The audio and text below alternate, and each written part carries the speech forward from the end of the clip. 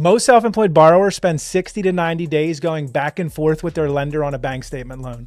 I'm going to show you how to cut that timeline dramatically, potentially down to 21 to 30 days by doing 3 specific things before you ever submit an application. And the reason I know this works, I had a borrower last year who came to me after already being denied somewhere else.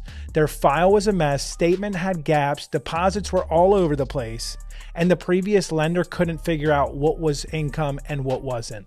We cleaned it up using the exact process that I'm going to walk you through, and the borrower closed in under 25 days. So if you're self-employed and you've been told you don't qualify because your tax returns show low income, even though your bank account says otherwise, stay with me because what I'm about to break down is going to save you weeks, maybe months of frustration. Quick note, if you're serious about getting this right, I put together a free training that goes even deeper. The link is in the description below. Okay, so back to it.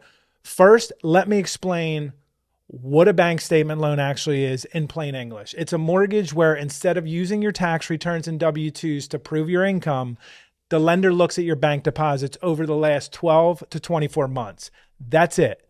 They add up the deposits, divide by the number of months, and that average becomes your qualifying income. This exists because if you're self-employed, your CPA is probably and rightfully writing off everything they can to lower your tax bill.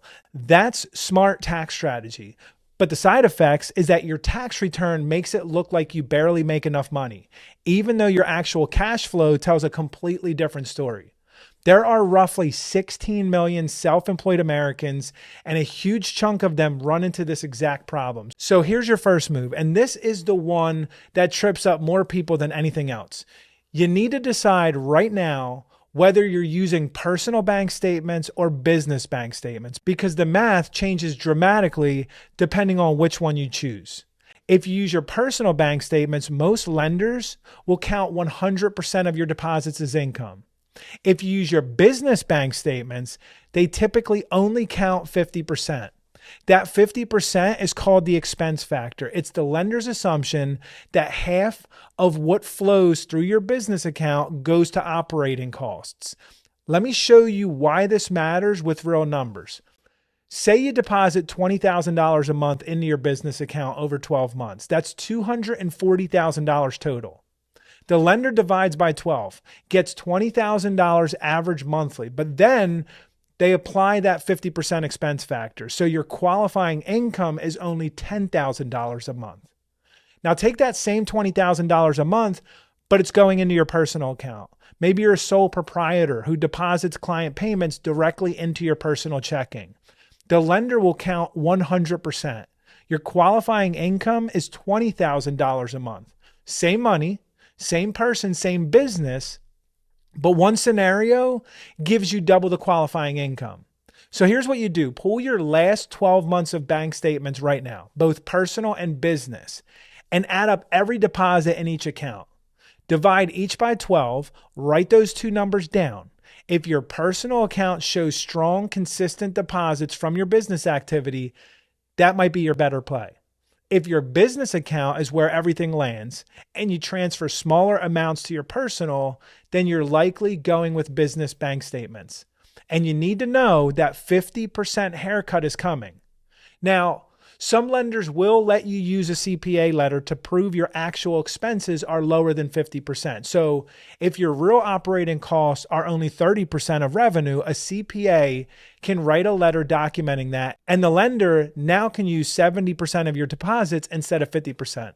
That's a massive difference. On that same $20,000 a month example, that's the difference between qualifying at $10,000 a month versus $14,000. Ask your accountant. It's worth the conversation. All right, here's number 2. And honestly, this is the one most people completely overlook. You need to clean your statements before you hand them over. And I don't mean anything shady. I mean, you need to understand what underwriters are looking at and eliminate the stuff that raises red flags. Underwriters are trained to flag 3 things: large, irregular deposits, cash deposits, and transfers between your accounts. A large deposit is generally anything that's more than 50% of your total monthly qualifying income and doesn't come from a recognizable, traceable source. So if you normally deposit $15,000 a month, and 1 month there's a random $12,000 deposit from selling a piece of equipment, that's going to get you flagged. You'll need to write a letter explaining where that money came from and provide a receipt or bill of sale. Cash deposits are even worse. If you're depositing cash regularly, the lender may not count those deposits at all because they can't verify the source. This is where a lot of borrowers unknowingly torpedo their own file. If you're 3, 4, 5 months away from applying, stop depositing cash. Use electronic payments, checks, wire transfers, anything that leaves a paper trail. And transfers between your accounts, those get excluded from income calculations because the lender doesn't want to double count the same dollar. If you transfer $5,000 from your business account to your personal account, that's not new income. It's the same money, just moving. So if you're going to use personal statements, make sure your clients or customers are paying you directly into that personal account, not routing through business first. Okay, here's where it all clicks. This is the part that changes everything, and it's the piece that I wish someone had told me years ago. Number 3 is about consistency. And there's a specific benchmark you should measure yourself against. Lenders don't just want to see that you make money. They want to see that you make roughly the same amount of money month after month. If your deposits swing wildly, $8,000 one month, $30,000 the next, $5,000 the month after, the underwriter gets nervous. They're calculating your ability to make a mortgage payment every single month, not just in your good months.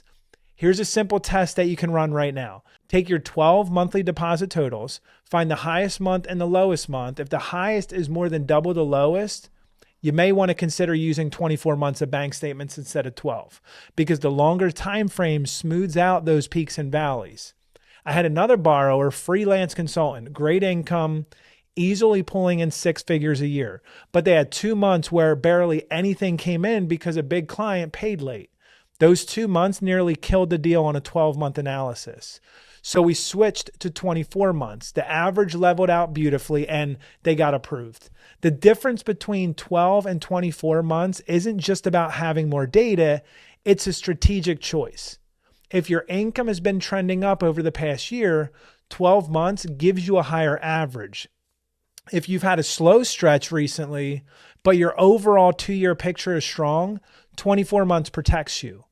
So here are your 3 steps before you talk to anybody. Step 1, pull 12 months of both personal and business statements. Add the deposits in each, divide by 12. Compare those 2 numbers after applying the 50% expense factor to the business side. Whichever gives you a higher qualifying number is probably your starting point. Step 2, go through every statement and flag any deposit over 50% of your average monthly total that isn't a normal business payment. Have a 1-sentence explanation ready for each one. If you've been depositing cash, start transitioning to electronic payments immediately. Step 3, compare your highest deposit month to your lowest. If the swing is more than 2 to 1, seriously consider the 24-month option to stabilize your average. And ask your CPA whether a letter documenting your actual expense ratio could boost your qualifying income. If you want help applying all of this to your specific numbers, I built a free training that walks through the entire process step by step. Register using the link below this video. It takes 2 minutes and it might save you 2 months of wasted time. Now look, most clean files close in 21 to 30 days. Messy files can take 60 to 90 days or more and sometimes don't close at all. The difference is preparation. And now you have the exact checklist. If this helped you see your situation more clearly, do me a favor. Go register for that free training. Use the link in the description and hit subscribe because I'm going deep on self-employed lending. And the next video is going to build directly on what you just learned today.